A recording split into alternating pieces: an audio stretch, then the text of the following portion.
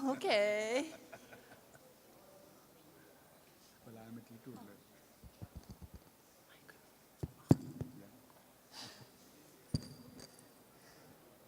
They will start transcript of this, what we are saying.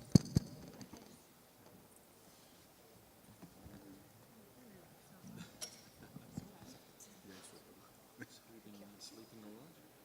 Oh, yes, slightly more than John Wayne, husband, this is a seriously.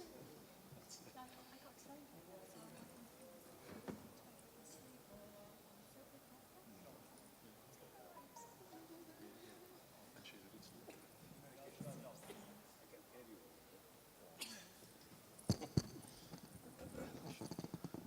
Good morning, everyone. Ready to go?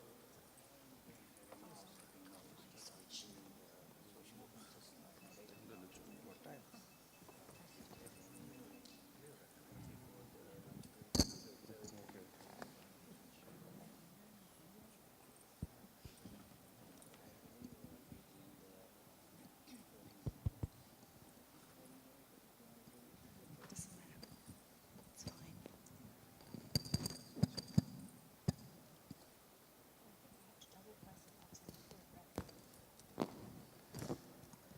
I'm not sure how to put it back, so I'm going to keep it on.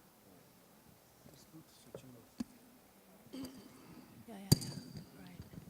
You have to press it twice or something? Okay, good morning. The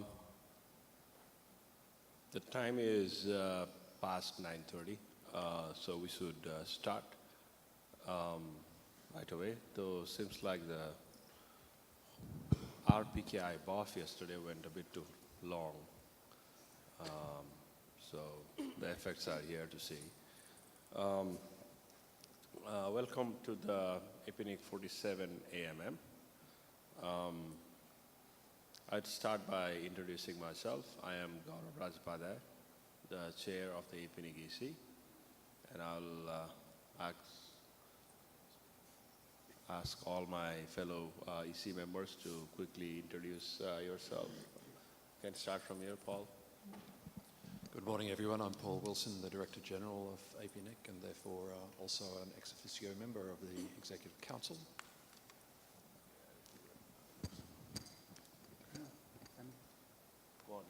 Isumi Akutani from IGES. Good morning, everyone. Good morning, everyone. Rajesh Charya. I'm EC as well as the Secretary of the EC Council. Good morning, everyone. I'm Jessica Shen from China. Good morning. I'm Kenny Huang, Executive Council member of APNIC and Treasurer of APNIC from TWNIC. Thank you. Morning, everyone. My name is Cam Young. I'm one of the APNIC City Council. I'm from Hong Kong. Thank you.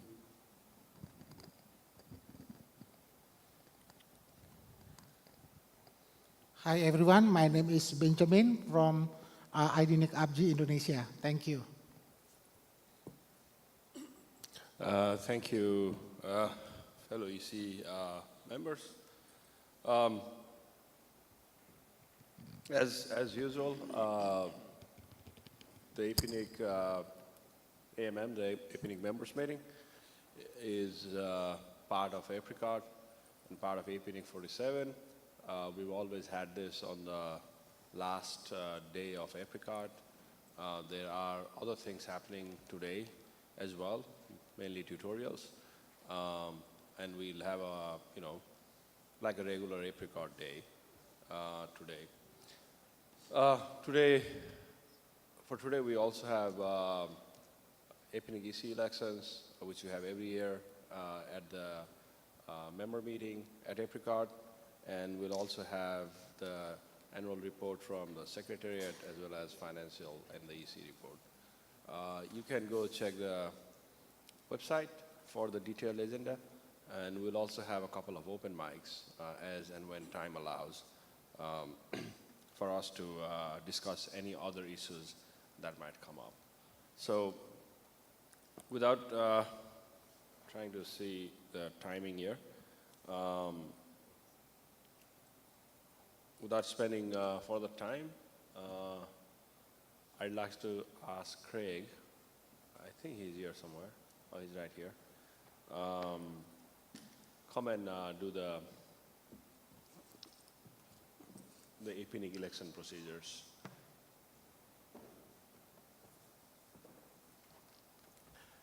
Good morning, everyone. These are the election procedures for the 2019 election of the APNIC Executive Council. There are 4 APNIC EC members who are retiring by rotation at this meeting after having served a 2-year term. So each of the 4 EC members are eligible for re-election under the APNIC bylaws. So there are 4 vacant seats on the APNIC Executive Council. Each of the vacant seats, when filled, will be for a 2-year term, starting from being elected today. So this is the election timetable.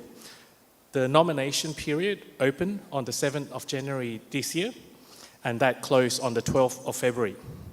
Since the 14th of February and between that time and about 2 days ago on the 26th of February, we've had the online voting system open and the proxy appointment system open. But of course, that closed 2 days ago on the 26th of February. The on-site election, on-site voting takes place today. So only APNIC members, corporate contacts, and authorized contacts with voting rights can vote. The number of votes are determined by the membership tiers of those members, and they range from 1 vote to 64 votes, depending on the membership tier. The voting period, the on-site voting, starts today and will commence when announced by the election chair in about 20-25 minutes. It will end today at 2:30 p.m. local time sharp. The ballot papers will can be collected this morning as soon as the election is declared open by the election chair. You can collect them outside from the ballot box. From the ballot paper collection point. The ballot box will also be located outside of this room.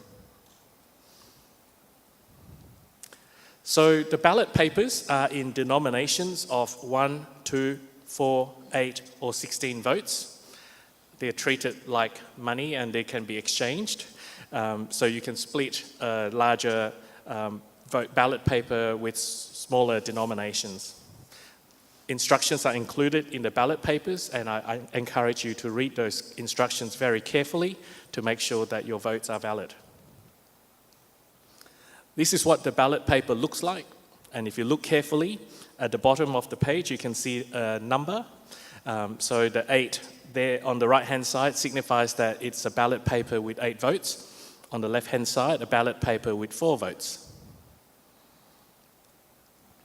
The election results will be announced today at around 3:50 p.m. When I say around, it's subject to the time taken to count the ballots. And that will be announced by our election chair.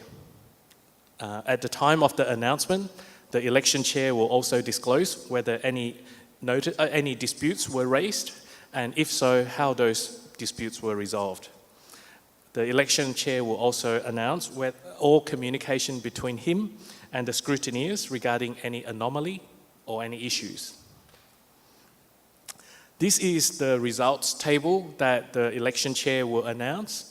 And as you can see, the election chair will announce the total valid paper ballots, the total number of invalid paper ballots, and therefore the total number of ballots counted. He will disclose the total on-site votes and the total online votes and the total votes counted.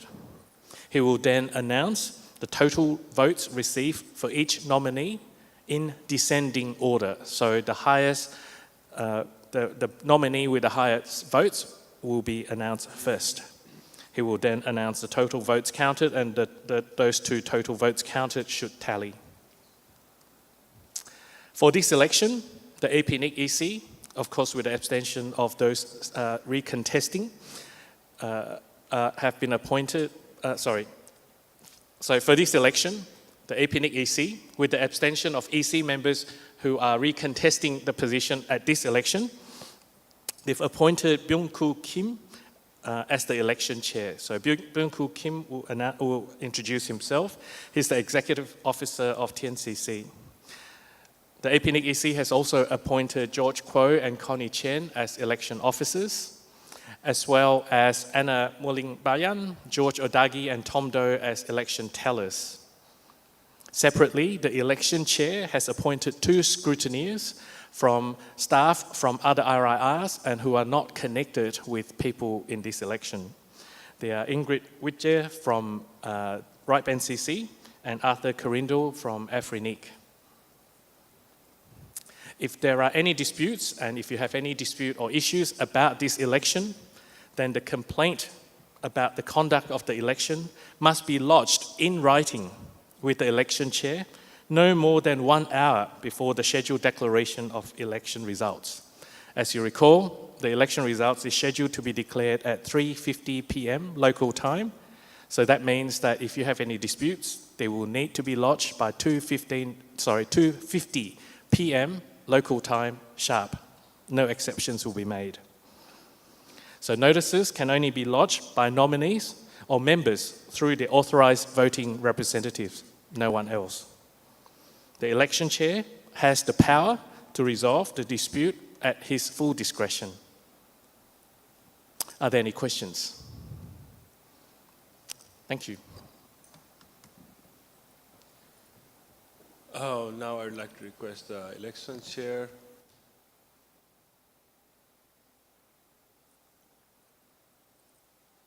BK Kim, to come and start the election procedures.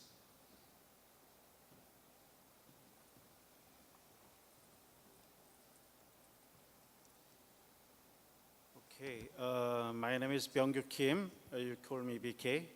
And I'm the executive officer of Tenstar CC, Tenstar Cooperation Center. If you are interested in Tenstar Cooperation Center, please look at our website, www.ten.asia. And I'm really honored to be appointed by the APNIC EC as the election chair of this election. And I'm going to invite the nominees up to this stage, one by one, to talk for 2 minutes each, share their vision with you and introduce themselves to you. We will using a timer to keep tracks of the time. After that, I will open the ballot box and show you that there is nothing inside the ballot box. George Kuo, one of the election officers, and I will take the box outside to the voting desk, and that is where the voting will start. You know that their nominations were received. The first nominee is Kenny Huang. I will invite Kenny Huang to the stage, and he will talk.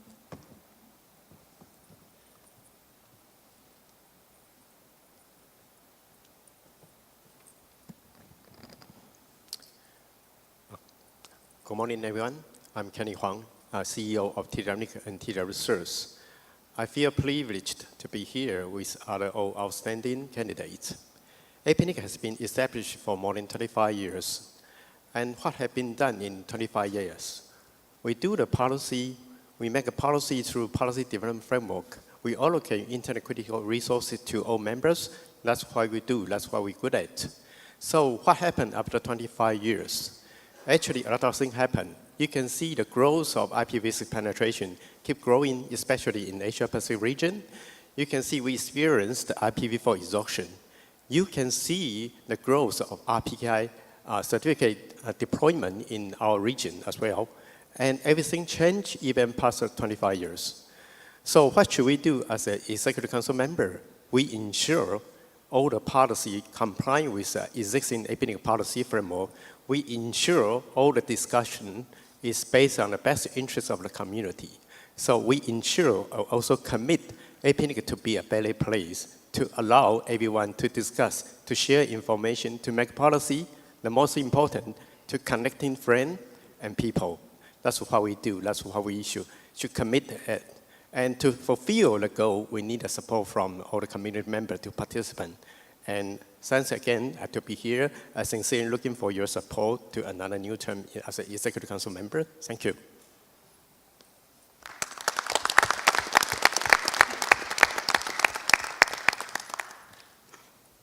Thank you, Kenny. The next nominee is Yoshinobu Matsuzaki. Sorry. I will invite Yoshinobu to the stage. I'm sorry. Hi, I'm Yoshinobu Matsuzaki, also known as Maz. I work as senior engineer at IIJ. It's a pioneering ISP in Japan. I have been a long-term community member for more than 15 years. I'm currently serving as an APRICOT board member, APRICOT technical committee chair, and APOP's co-chair.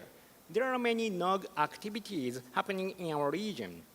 I had organized the NOG both in the APRICOT conferences so that we can share experiences among NOG organizers.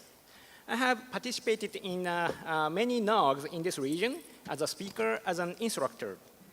Through these activities, I understand the diversity and the challenges we have in our region. In addition to those operational experiences, I'm also familiar with internet registry business, as I'm a board member of APNIC. Once elected, I would like to ensure APNIC continue to improve its stable services. As a number resource registry, registration services are critical and the most important function of APNIC. We have more operational dependency on APNIC nowadays. RPKI and the DNSSEC are good examples for that. We need a good and patient leadership to deploy new technologies such as IPv6, DNSSEC, RPKI. Right? Since each operator has different situations, I would ensure APNIC continues to provide information and trainings needed for its community. I will continue to attend the various meetings around the region, and I would like to discuss with folks what is necessary for APNIC to meet members' expectations. Thank you very much.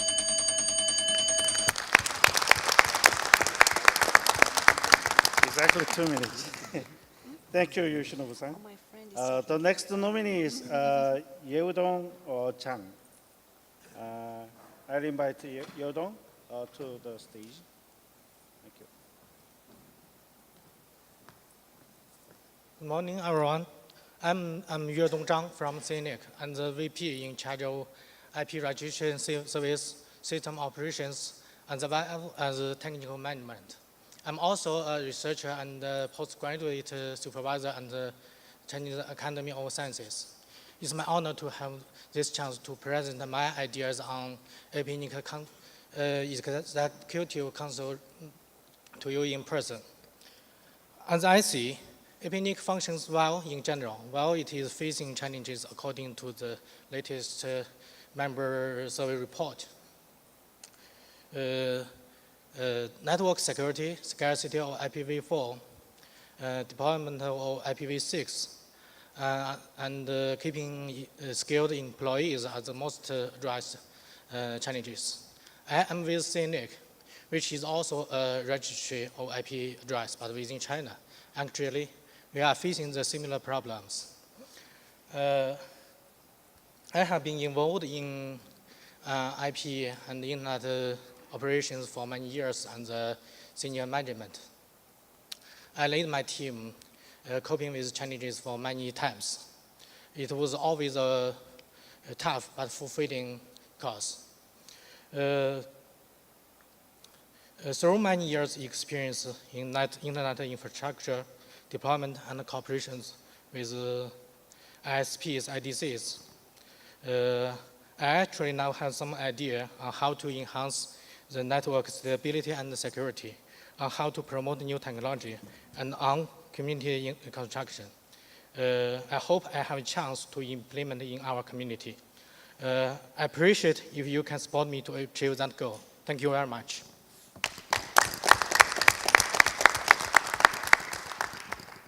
Thank you, Yedong. And the next nominee is Gaurav Raji Upadhyaya. Right? I invite Gaurav to. Thank you, BK. I'm Gaurav Rajapadhyay. I'm the current chair of the APNIC Executive Council. In my day job, I work as a principal in the global network development team at Amazon Web Services. I was renominated and accepted the nomination, and I'm continue to look for support. I mean, most of you know that I've been around for a long time and been a regular attendee at APNIC meetings since 2002. This is the 34th meeting I've been at, and so far for about 17 years, been a regular attendee here. And I still feel goosebumps when I think of the meeting we hosted in Kathmandu last year. In these many years of attendance at the meeting, APRICOT and APNIC, I've been a speaker, I've proposed policies, I've organized BOFs, I used to chair the IX SIG chair and the policy SIG, and then finally got elected to as a member of APNIC EC. In the last few years on the EC, the focus has been to continue strengthening the organization, especially after all the energy we spent a few years earlier on the internet governance issues. Pretty much the early part of the decade was spent on that, but now we need to focus. For me, the personal focus is to increase the level of our community participation in the policy process, and then continue to build new leaders to engage globally. And in that sense, we actually broke apart from the other RIRs and nominated and elected our own members to the INR Review Committee. And I think the financials of the organization continue to be good. We continue to grow. And I think that, probably reflection of what we're doing on the EC. And so without making it too long, I hope I can continue to serve. I've worked with a lot of NOGs in the region. I was trying to list them, it's too long. And then also worked with CCTV operator, DNS operators, and so on. So thank you.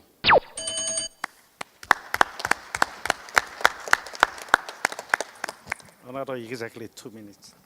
Thank you, Gaurav. The next nominee is Justin Kaitapu. Unfortunately, he is unable to attend this meeting, and he has provided a brief statement to be read on behalf now.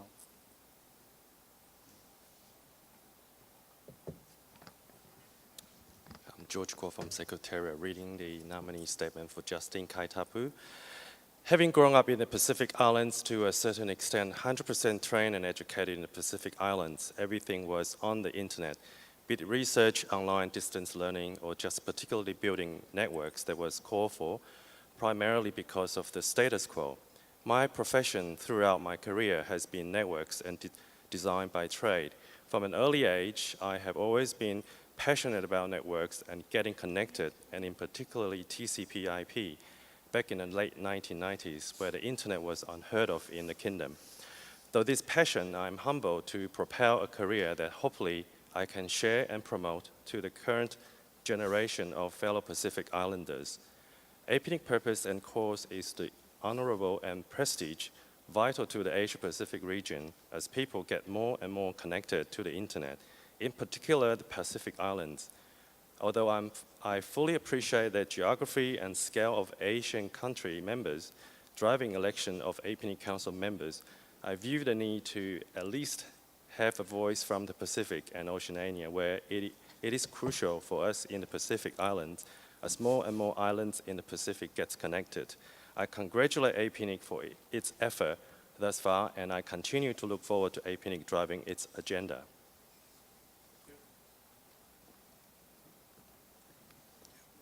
The next nominee is Lupinder Sai Paha, but as you know, he already withdrew his candidacy on 27 February 2019. He was too late for the Secretariat to all the paper ballots. So you will still see his name on the ballot, but please do not mark the box next to him. The votes given to him will not be counted. So please aware of this. And next nominee is Pankai Chaturvedi. I will invite Pankai to the stage.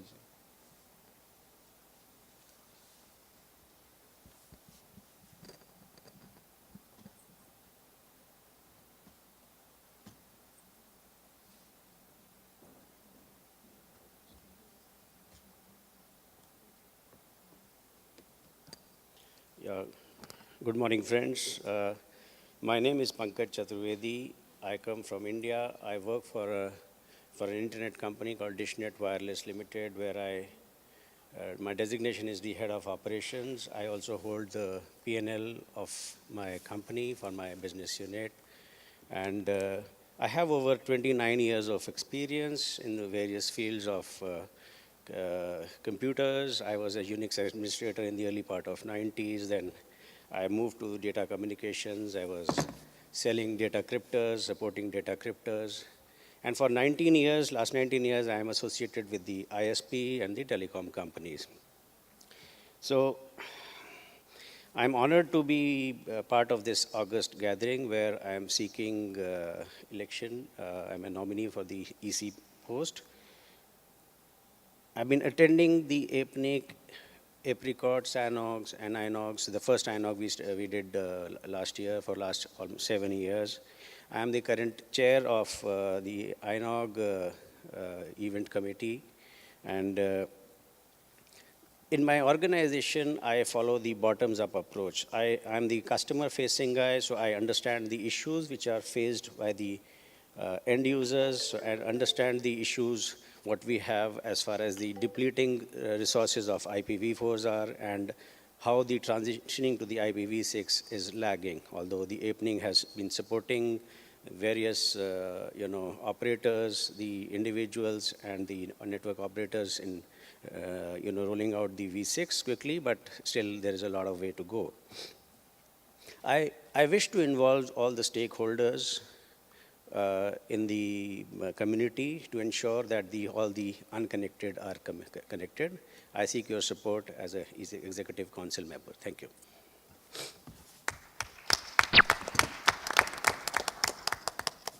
Thank you, Pam. Thank you all the nominees for your speeches. And we will move on to the next stage. And that is the opening the ballot box to show that is empty.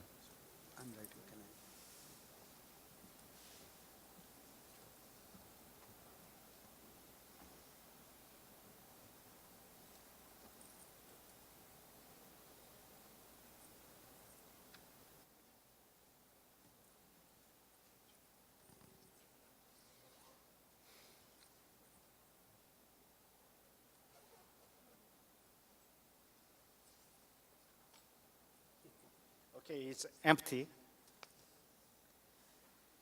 Okay, there is nothing inside. It's empty. And I will sit in now. I will sit in now.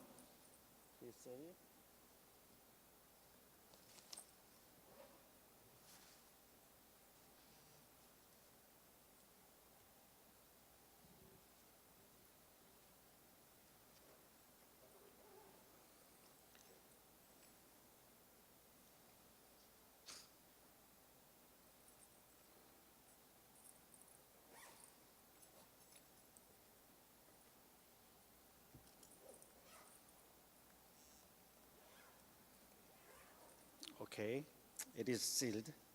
And Georgia and I will take this to the voting desk just outside in conference hall, in this conference hall. And I would like to declare the election opened, and the ballot box will be kept outside and supervised by the election tellers.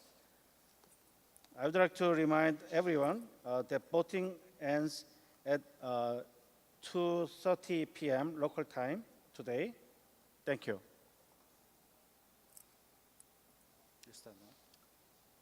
Thank you, BK.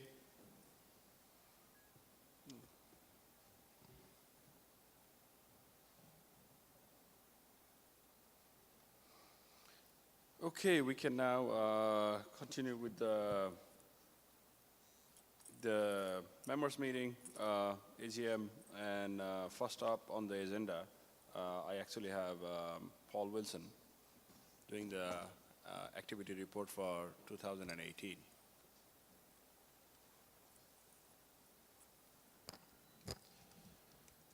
Good morning, everyone. Thank you very much for being here. It's very good to see a nice crowd in spite of parallel sessions at this meeting. So thanks for your interest and your dedication. I'm here to present the annual report for 2018, or to be precise, a sort of an abridged version of the annual report. In the next 30 minutes, I can't really cover everything that we've been doing at the Secretariat, but the full annual reports are available on the website.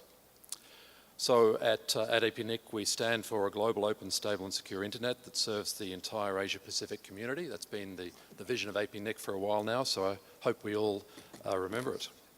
We report our activities under 4 categories, sort of outward-facing activities being the service of APNIC members, support for regional internet development, cooperation with the global internet community, and finally, internally, the support of the organisation to make it, as Garib said, a strong organisation.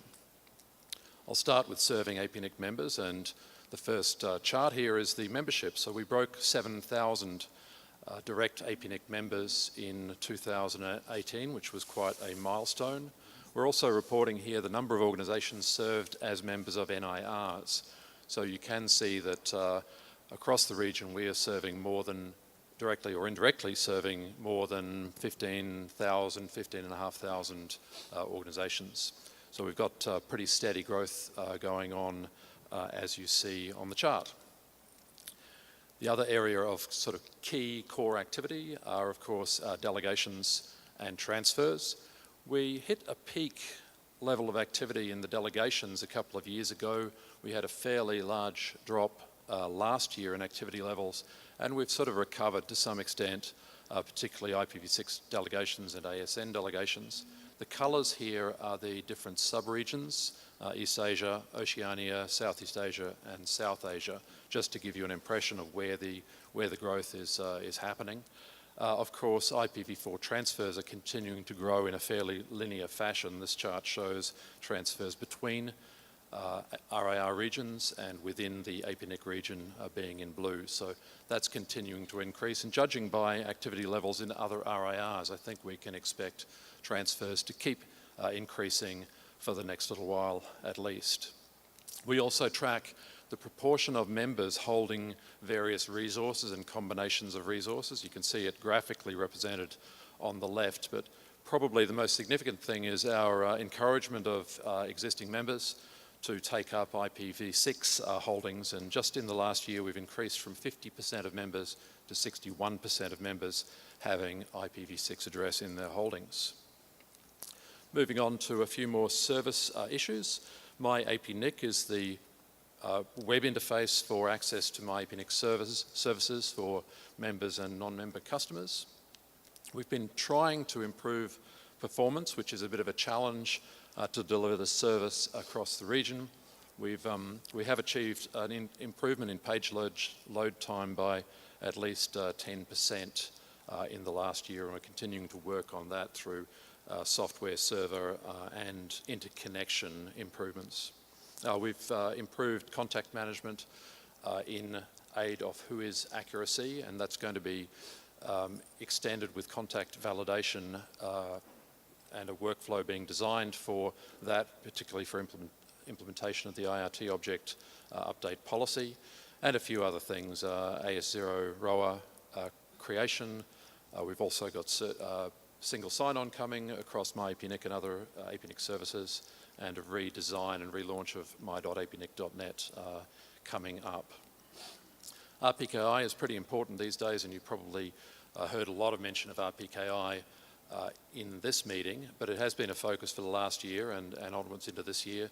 Last year we were involved with publishing an RFC 8360 for validation, called Validation Reconsidered, which is about reducing the sensitivity of the RPKI validation to sort of transient errors that might happen in some parts of the validation hierarchy. There's also something we've called any sign, or RTA for resource tagged attestation. It's something that was presented this week as a mechanism to use a certificate, an RPKI certificate, to sign an object such as a letter of authority for provisioning, and that's something that's been formally submitted to IANA. We have been promoting the take-up of certificates and ROAs during this year. We had a 68% increase in the number of members with CERTs and a 52% with ROAs. 85% increase in the amount of IPv4 space under ROAs, and a very large increase in IPv6, but we've got a long way to go there. We're sitting on about 7% for each at the moment. There's been quite a jump just in the last few weeks, but 7% of all address space being certified under ROAs or being covered by ROAs is still an early start, I think you'd agree. So it's something to work on in the coming year. On the internal infrastructure and systems at APNIC, a lot of internal systems development to keep improving stability and manageability of APNIC systems using Puppet for config management, Pulp for patch management. You can talk to the infrastructure services guys who work under Chihu if you want to know more about this. We've got hardware security being upgraded, the HSM for the RPKI, backup and archive servers. We've been working on, according to the ISO 27001 information security standard, on continuing to document our internal security processes in a more formal way, and also strengthening the CERT at APNIC as well, so we've got a better defined incident response capability. Network consolidation improvements. As I said, some of this is about improving connectivity and performance of my APNIC, but we've got quite a bit of extra peering happening locally in Australia, in Sydney and Melbourne, with Google into RNet, the academic research network as well. We took the step of migrating our internal networks to private address space recently, and we liberated a massive /23 to the IPv4 recovered pool, and fixed up our office telephone systems as well. Our server performance is not too bad. It's 100% for Whois and for MyAPNIC and for RPKI. We seem to have 4 nines for reverse DNS and our FTP site, which I'm sure everyone uses very much, and a little bit less, 99.92% on RDAP. The rate of queries per second is shown on here, so we have 132 queries a second on RDAP, which is increasing. Only 534 on Whois, so RDAP is really catching up to Whois there, and you can see the rest in that table. Now, moving on to a few of the regional member support activities, training and technical assistance. We trained more than 2,000 people in face-to-face sessions last year, 66 sessions across 35 economies.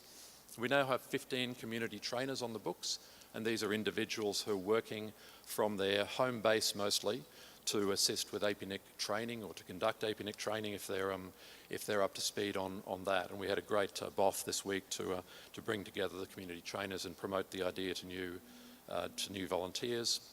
E-learning sessions, 365 trainees in 66 sessions there.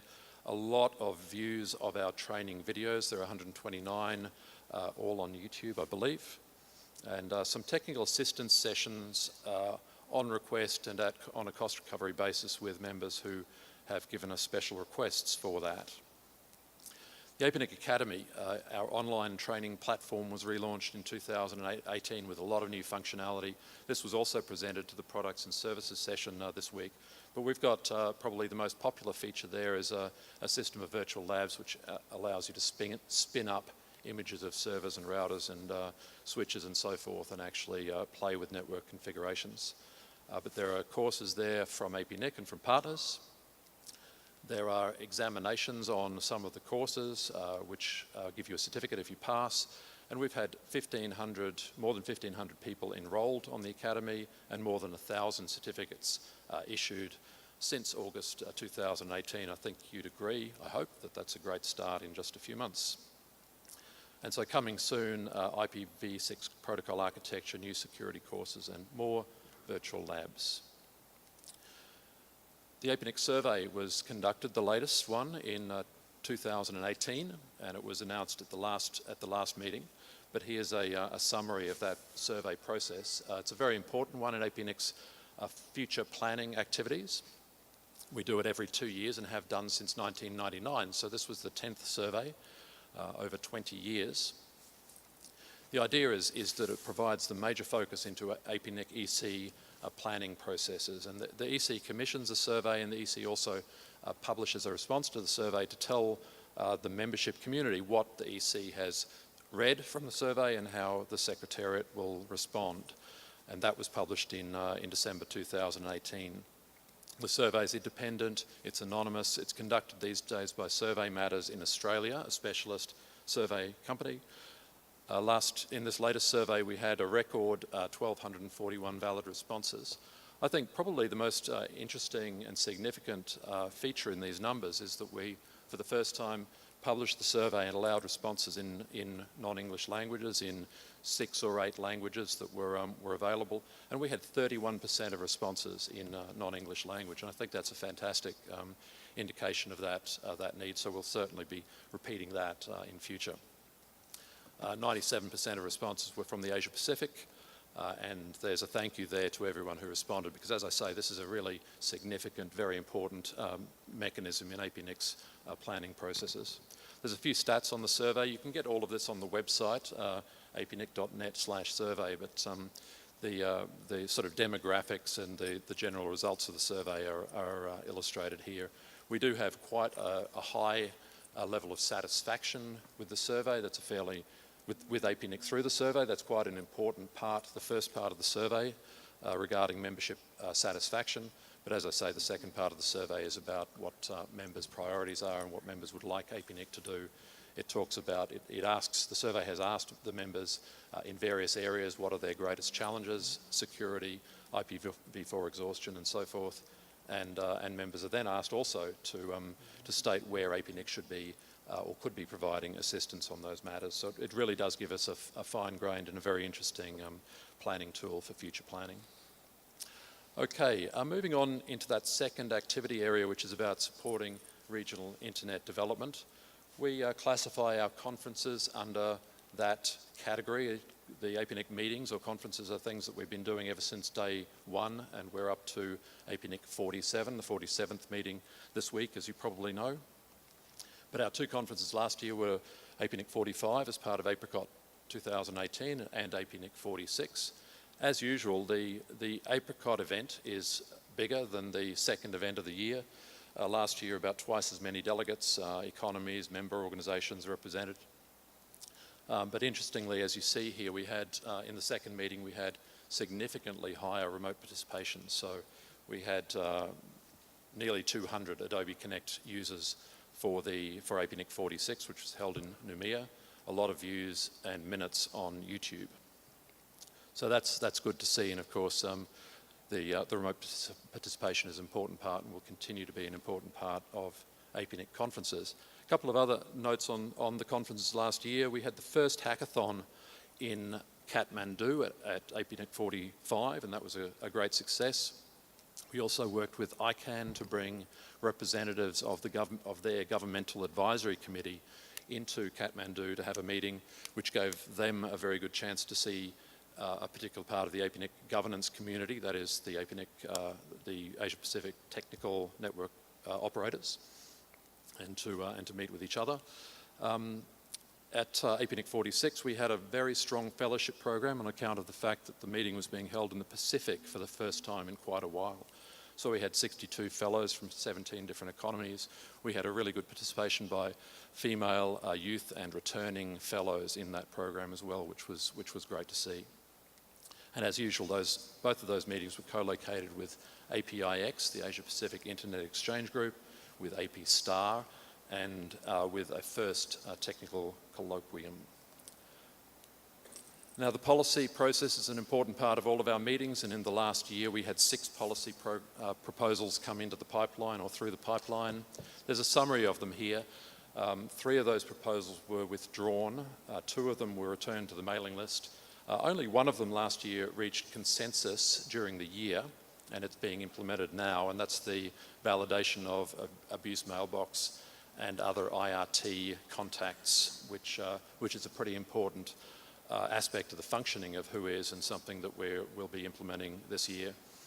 By contrast, it was interesting to see we had, I think, 3 policy proposals approved this week. So the policy process is alive and well in the APNIC meeting, and as Gaurav mentioned before, the policy process is something that we're all working on, as we see here, to try and increase engagement, understanding, and the effectiveness of the policy process. So we've been doing that by paying attention to web content online, also a new APNIC Academy course on the policy development process. We've made quite a few presentations about the policy process at different operator groups.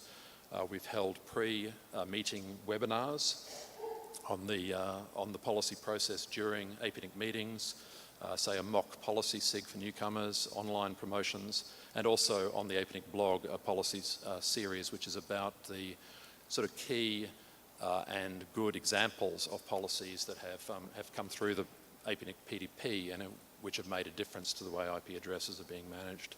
So please do help us, if you can, to continue to promote the policy process as one of the sort of critical functions that we perform here in these conferences. A few more examples here of the sort of technical outreach that we have around the community. The technical operators, particularly as they assemble around the NOGs and the IXPs, they provide APNIC with a very good opportunity for outreach and for connectivity with our membership that might be not able to be achieved, for instance, just by holding the 2 conferences per year. So we actually participated in 21 NOGs during the last year. We provided assistance in various forms to quite a number of IXPs, which are popping up more frequently like NOGs in the region. We sponsored 17 NOGs, plus 17 more regional events. We're also working a little bit more with the research and education community through APAN, with trainings at APAN, working with Gion and Myren, ARNet, and we've joined EduRoam and hope to be able to roll out EduRoam connectivity to academy students in the near future. Security, I think you all know, and we see it very clearly in the APNIC survey, that security is of increasing importance to our members. Now, security is a big field, but when we at APNIC talk about security, we really are talking about the security that matters at the sort of layer 3, layer 2, layer 3 of the net. We're talking about RPKI, we're talking about the effectiveness of WHOIS, we're talking about DNSSEC as well to some extent, obviously not the entire security realm. But even in that area, we've got a lot of work to do. 38 separate security engagements last year, including APAN and APECTEL, a whole list there. 23 of our training sessions were security training sessions, 19 e-learning sessions. We've been working with FIRST on technical colloquium events, and this year, in fact, at this meeting, on more of an integrated program of security into the APNIC part of the meeting, and that's going to continue as well. Adli Wahid has been on the FIRST board for quite a while now as well. APNIC's been running a small community HoneyNet project, which has been demonstrated and which is actually a critical feed into one of our new products that was demonstrated this year, which is the security, the DASH security dashboard for AS Health, that is, and blog posts on security. And the other aspect of security, the other component of the security ecosystem, if you like, is the CERT or the CERT. And again, APNIC has been increasingly involved with CERT training and support in the last year. So we supported 3 new CERTs in the Pacific. I think you probably know this. There was the first in Tonga since 2016, but 2 in the last year in PNG and in Vanuatu. In PNG, we also had we conducted the biggest single training exercise that we had ever done in any country, and that was a series of 13 or so workshops in PNG on internet engineering, security, routing, and so forth. And that was a series of workshops in preparation for the APEC summit that was held in PNG. Now, those activities were above and beyond the normal APNIC sort of activities, above and beyond what we can normally do on the basis of our normal membership funds allocations, but luckily we were able to receive more support through the APNIC Foundation to allow that work to happen, and this being a very good example of where the Foundation can help us to do more of our work better around the region without relying continually on member funds. Okay, moving right along, information services. This is something also that came up in the APNIC member survey, that there's a sort of call for information services which assist operators in particular areas, and I think security was the highest priority area there. So we've been engaging more with the community through BOFs, and we held BOFs in APNIC 45, 46, and also this week, updating the Internet Directory, which is the portal for, these days, the portal for access into all of the resource allocation and related information at APNIC, and also, as I mentioned, the dashboard for AS Health, the DASH product, which has been going through testing and demonstration this week, and that's about alerting operators, that is, members of APNIC, to the fact that their networks, their ASs, may be the source of malicious traffic that's been detected by the Community HoneyNet project. So that's a pretty valuable tool, we think, and I think so far the feedback on that is very positive. IPv6 actually in recent surveys has come second on the list of membership challenges and priorities after security. It used to be at the top, but it's still a high one. So IPv6 is a subject of training, 18 training courses face-to-face with 600 plus trainees. We've got e-learnings and academy courses on V6, 12 presentations at different regional events about V6, mostly about the progress that we are seeing or not seeing on IPv6 deployment. A lot of blog posts, including 29 success stories. And again, through the APNIC survey, we've been asked to find the success stories that can point people in the right direction, or see a sample of the sort of successful directions that have been taken in V6 deployment. And we continue a regular collaboration with ITU. An IPv6 infrastructure workshop was held, as it is each year, in Thailand, and we did a direct country assistance. That's a funded technical assistance project in Brunei. The blog, I've mentioned it a few times. It's really become a popular and successful channel for APNIC information, and also for us to gather useful information that's contributed generously by volunteers in guest blog posts. So we had 149 out of some 300 and so guest posts last year. We've got views of 40,000 average a month. We're posting an average of about once a day onto the blog, 30 or 40, 30, 35 blog posts a day, with about a third to a half of those being guest posts. And you can see the topics there in a sort of automatic word cloud, which shows that security, V6, measurement, DNS, BGP are the most popular keywords that come out of the blog. I mentioned the APNIC Foundation. Its purpose is to increase APNIC development activities without relying on member funds. So it's effectively a kind of fundraising arm of APNIC. This is something, again, I keep mentioning in the survey, but it's something, again, that came to us and was developed through a series of surveys in which we kind of asked questions about whether APNIC should, and if so, how should we try and attract and find other resources to assist in the work that we're doing. The foundation is established. The first 3 members were appointed and announced last year: Edward Tian from China, Sharad from India, Sylvia from Indonesia, and also 2 more who've been announced this year, appointed last year, but just announced, and that's Michael Malone from Australia, Danish Lakhani from Pakistan. And they had their first board meeting, the second one's coming up. But I think the key performance indicator of the APNIC Foundation is that it did sign more than $1 million Australian in funding in the first year. And all indications are that that will increase in the coming year and beyond. Okay, cooperation with the global internet community. APNIC Labs we put into this field because the work that Jeff primarily leads really is of a global extent and significance. And Jeff, as usual, has been extremely busy with presentations, with research blogs, with a number of research projects which have done some critical stuff over the past year. For instance, in supporting ICANN with the DNSSEC KSK rollover, for instance. But there's a whole list there, and I'll leave you to take a look at labs.apnic.net. Again, on the wider front, global engagement, we're involved, of course, with ICANN to some extent on issues that are of import to all of us. The Stability and Security Advisory Committee, Jeff sits on that. The Working Group on Accountability, we've been represented there. We've been assisting with the KSK rollover.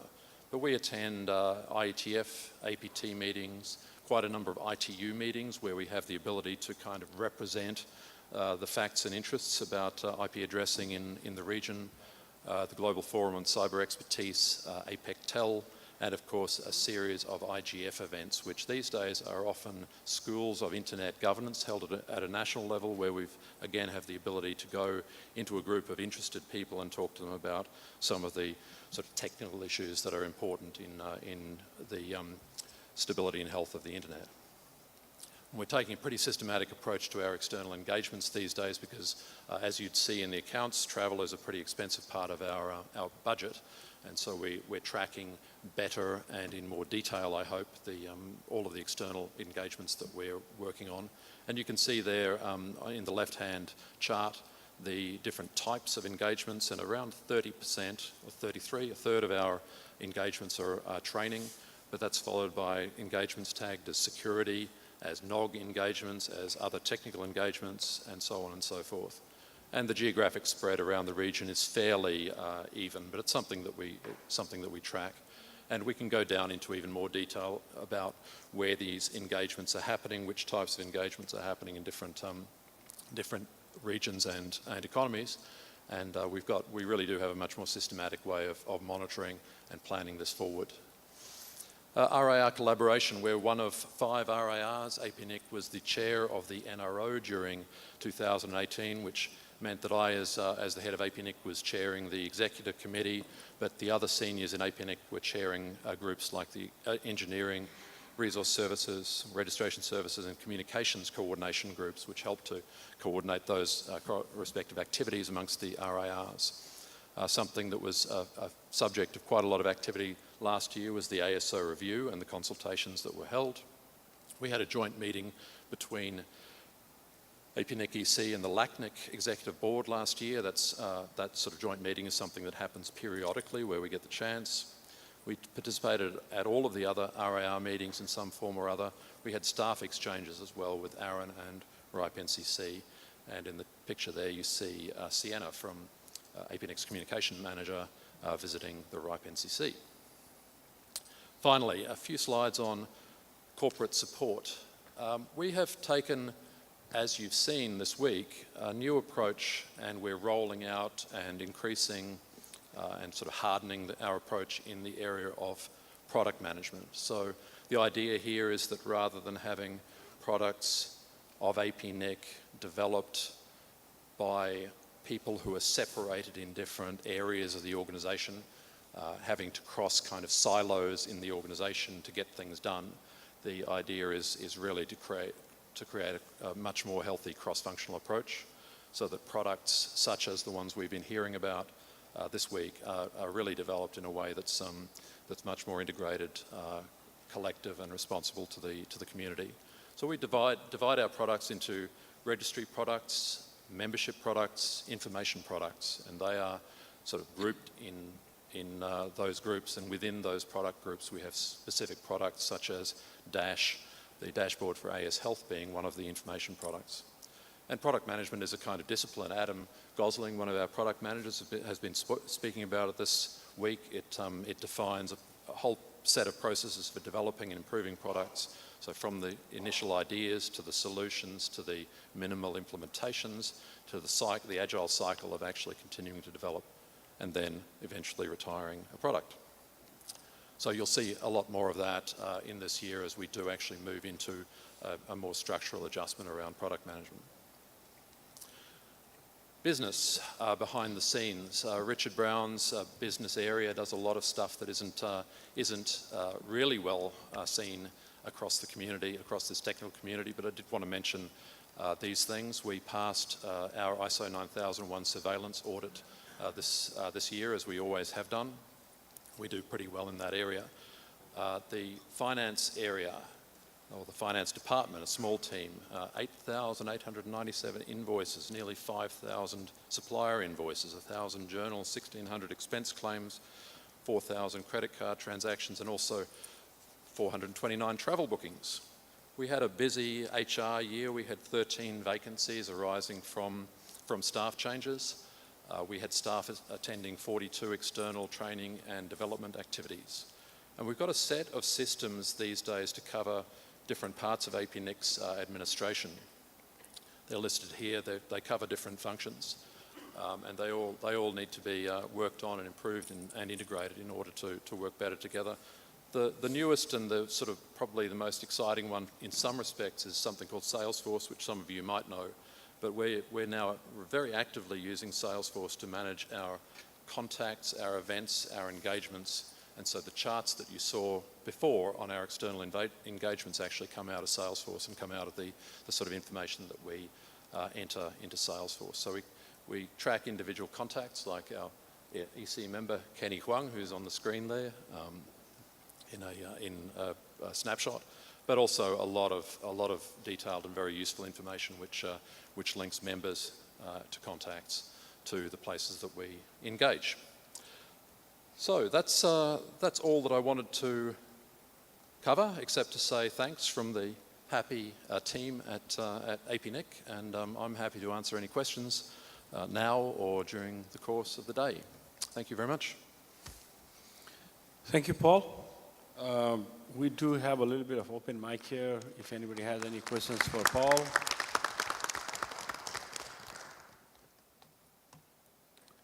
If there are no questions for Paul, then I would actually bring the agenda a bit forward because we have plenty of time left.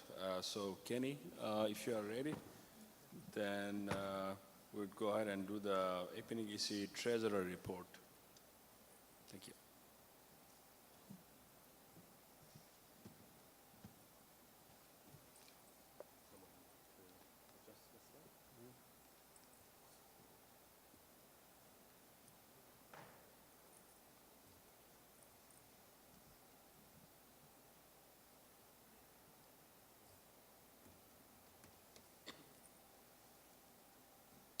So just wait a few seconds until the slide comes out.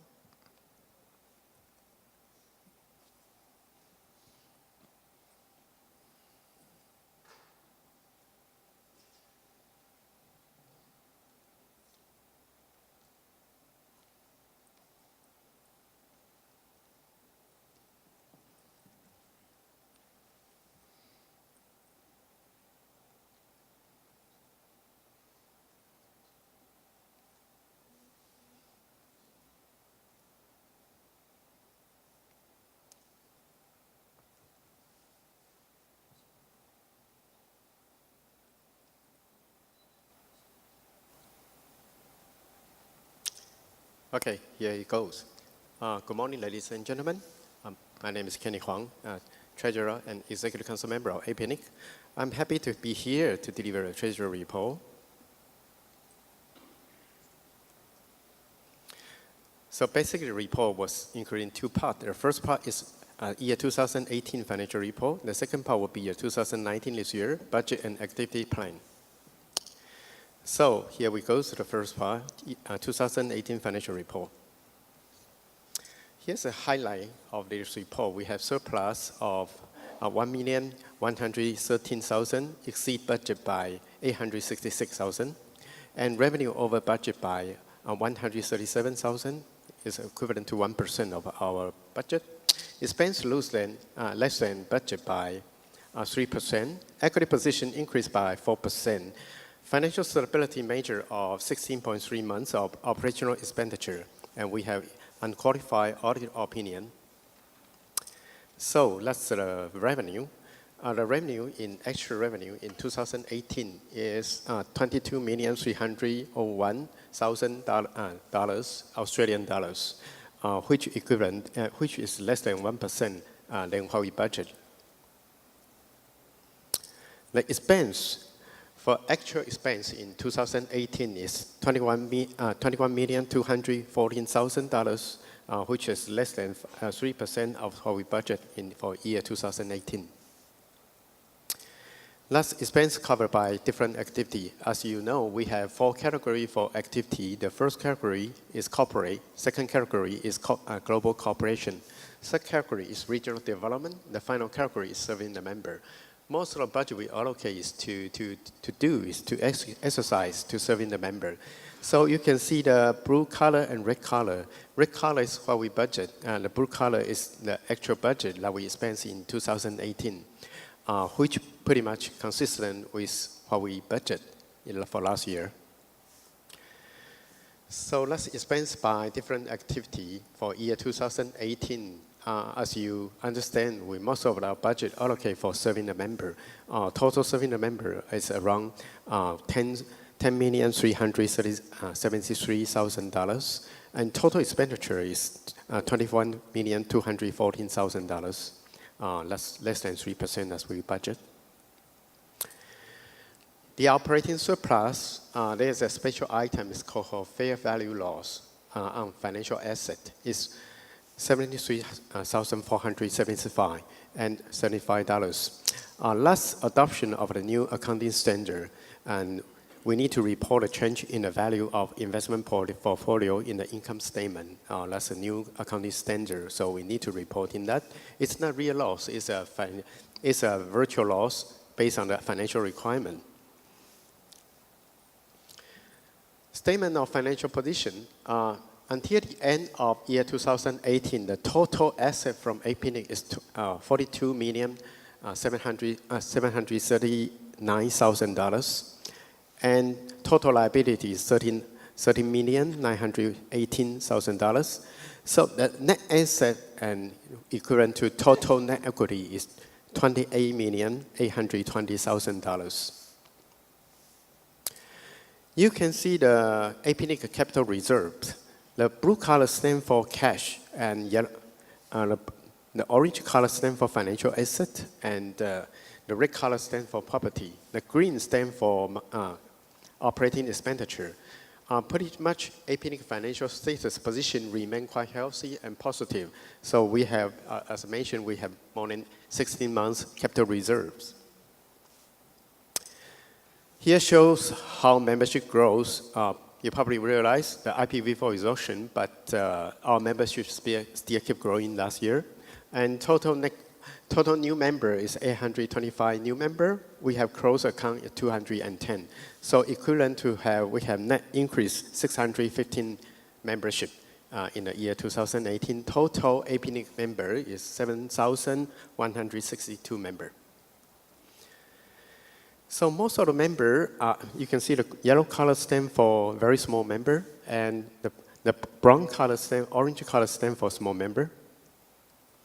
So membership by different economy, most of the member come from the top 3, like Australian, Hong Kong, Bangladesh, and the rest are like Indian and New Zealand also have a very strong membership.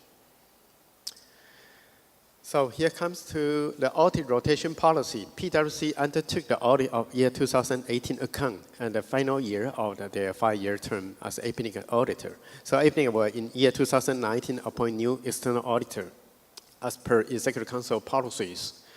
So audit outcome, PwC provide an unqualified audit opinion. The account give a true and fair view of APNIC financial position, complying with the relevant accounting standards. So the second part is year 2019, this year, budget and activity plan. The budget process for 2019, basically all the activity plan and priority list is driven by the input from last year APNIC survey. So the survey is very important, and we encourage all the members to comply with the survey. and also giving the guidance from Executive Council strategic guidance, and also come from APNIC existing operational commitment. So that's why we have face-to-face meeting. We have a lot of community engagement to see what's the commitment we should put in for the different area. And we're using bottom-up zero-based expense budgeting. And also continue focus on financial stability because we are fully funded by membership. So membership fee was critical, and so APNIC financial stability was critical as well. So basic consideration in year 2019, let's incorporate the year 2019 activity plan. So we can view all the APNIC expense grouped by activity and with allocation of full-time employee operating and CapEx, including detail of major initiative and project for year 2019. And one thing is critical is APNIC taxation status as a mutual organization by ways of private ruling from the Australian Taxation Office was reconfirmed in November 2017 for a further 5 years, ended in June 2022. So if you want to see the detail for the budget and activity plan, you can download from www.apnic.net/transparency. You can get all the detailed information from there. So budget for 2019, the approved budget including operating expenditure of Australian dollar $22,928,000. The revenue, budget revenue of Australian dollar $23,173,000. Operating surplus of Australian $244,000. The capex requirement of Australia $874,000. So the budget for year 2009, as I mentioned, most of the budget allocate for come from the most of the revenue come from membership fee, which accountable for $20,959,000. So total revenue will be $23,173,000, equivalent to 3.9% increase compared to last year. The budget for 2019 this year. Most of the budget goes to salary and on the other operating expense. So the total expense is $22,928,000, which compared last year is 8% increase. The surplus for 2019 will be $244,801. The capex in this year is $874,411. Still, you can see different color to show different category for the activity plan. Most of the budget allocate for serving the member. So serving the member occupy equivalent to around 74.4 full-time employee, which equivalent to total employees is 55% of the total employee. And the budget expense for serving member is $11,515,000. Equivalent to 50% of the budget is allocated for serving the member. So here you can break down the details in different categories: serving member, regional development, global cooperation, and corporate. So you can download the detailed budget and activity plan from apnic.net/transparency for details. So here is my end of budget plan and activity plan report. Any question? Any questions? Okay, thank you. Thank you, Kenny. We can still do a short open mic because we do have 15 minutes to the break, and I don't want to start another report. If there is nothing else, then we will take a coffee break, and then we'll reconvene back here in 45 minutes at 11:30.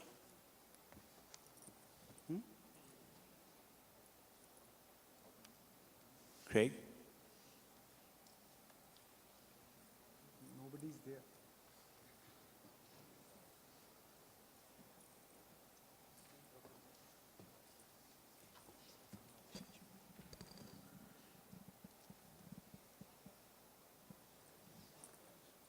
budgeted, then is there any reason and the remarks on that?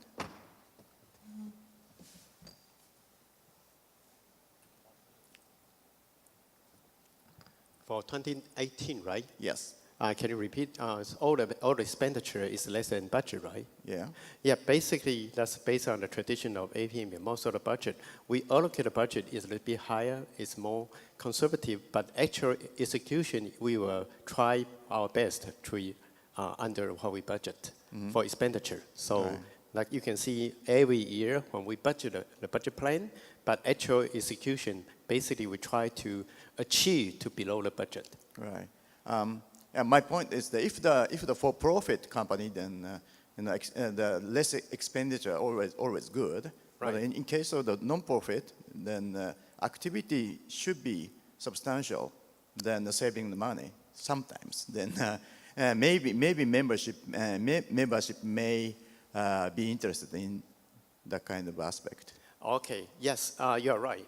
We are a non-profit organization. So basically, proportional, based on we have 4 categories, still proportional, most of the expenditure goes to serving the members. So that's for sure. But with the guidance from the input from the community and with the guidance from Executive Council, I think APNIC staff, they're trying hard to reduce the expense from time to time. That's why we audit from the staff. Okay. Richard, do you want to go some detail? Sanjay. Sanjay, okay, right. Thank you, Chair. Sanjay from APNIC. I'd like to explain why we spend a bit less on serving member. It's because primarily, as you know, the most expensive expenditures is salaries, and the next one is travel. It's actually, we are short of customer service staff last year. So that FTE then also reduced our travel cost. Okay. Yeah, so we haven't been able to fill one position, and so we couldn't travel on serving members as much as we planned. But that would be rectified this year for sure. All right. Thank you for clarification. Rupesh from NPX as well as Chair of SANOG. My question was actually the same as what Akinori-san has already mentioned. I see that in the expenses by activity, I think that the budget for 2018, the budget versus actual, the most of the administrative expenses and the conference expenses was like kind of a zero and all. Where the deficit was going was basically in community engagement, which was minus 11%, customer service, which was minus 7%, and members training, which was minus 12%. Apart from that, most of the activities were met. I mean, the budget was met. Actual was as per the budget. So that was my point as well. I think that's already been addressed by Sanjay, I guess. Okay, right. Thank you. Thank you, Rupesh. Thank you, Akinori, Sanjay, and Kenny. Off top.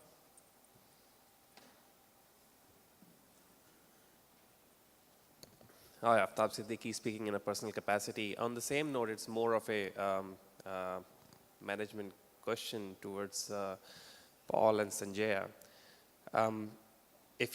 So Paul presented a chart where all the economies, most of the economies are mentioned, and how much engagement was there in every economy.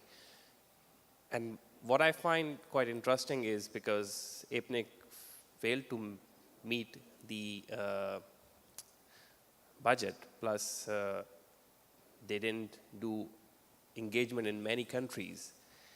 And as a result of that, there's a correlation I see is if you haven't done any engagement in that particular country, I don't see any person from that country here or in any conference. And that is a big concern. And I can absolutely highlight in the whole 2018, there was, on any activity, there is no dot in Pakistan, and there is only one dot in Afghanistan. So combine that, you are talking about 250 million population, which is absolutely not covered. So if I hope by engaging with the community trainers, that would solve the process. This is my expectation, but I would like to hear from you.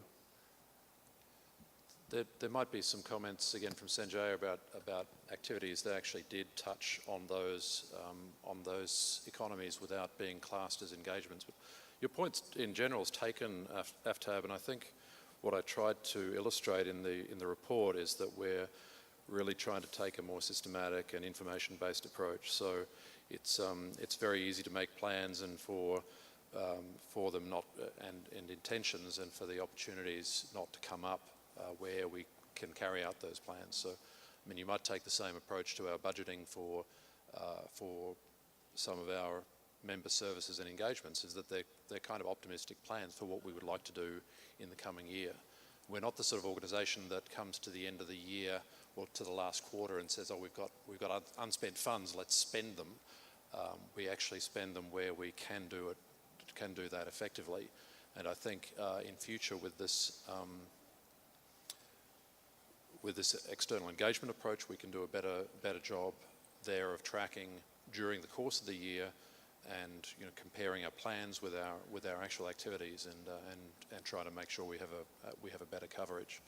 On budgeting as well, in general, the budget is also a set of provisions for what we believe we have to do and what we would like to do. So sometimes we don't end up being able to do everything that we would like to do. And as Sanjaya said, the lack of staff who we were having a hard time recruiting, the staff that we felt we needed last year really did actually reduce the salary cost for those areas, and it reduced the amount of engagement. So both in terms of as Rupesh asked, both the member service and the community engagement was somewhat underspent.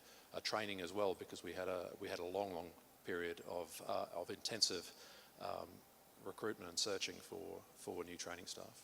I hope that's shed some light. Thanks. I can see both Pablo and Chiu, but I think, did Paul not cover anything on behalf of APNIC? Because I think if Paul has answered, then I just want to say one thing in addition to Paul, if that's possible. Who are you? I'm Pablo Hinojosa. I'm Strategic Engagement Director at APNIC, and the dashboard and indicators that we showed have mostly to do with events, and in the annual report you would see the list of events where we participated, and that implied that there was travel incurred and costs incurred. But that doesn't mean that we didn't serve or attend or communicated or respond to these communities in these countries that you mentioned. So just to clarify that not having a dot because there was not an event that we participated, attended, traveled, it didn't mean that we didn't have anything to do during 2018 with them.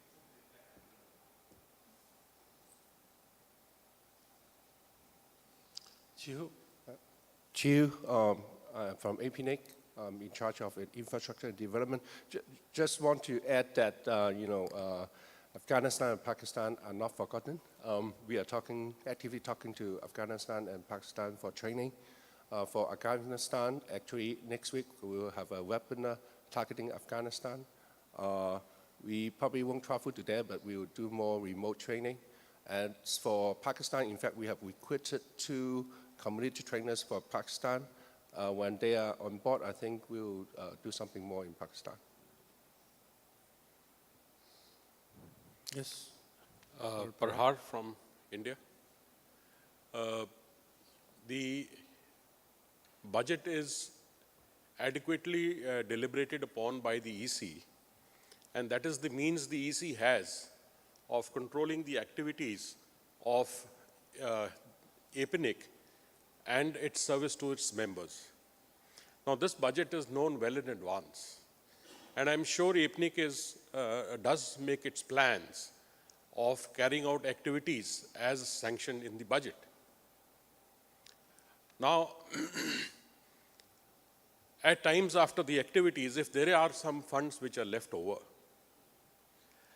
I wouldn't like to see that those funds are just spent because the year is coming to an end and we have to just spend. Well, that would be wrong spend of APNIC money. That money can go back to our fund, which the operational risk fund, it should go there. And in case there is any gap left, well, the next year is coming and it can be budgeted in that year so that a proper planned activity takes place and no knee-jerk reactions. Thank you. Thank you, Prahar. I see one more.